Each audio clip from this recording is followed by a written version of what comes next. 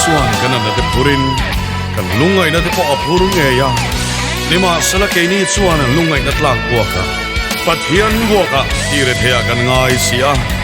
lima sala ni chu kan bo chira te awangin hlia mina oma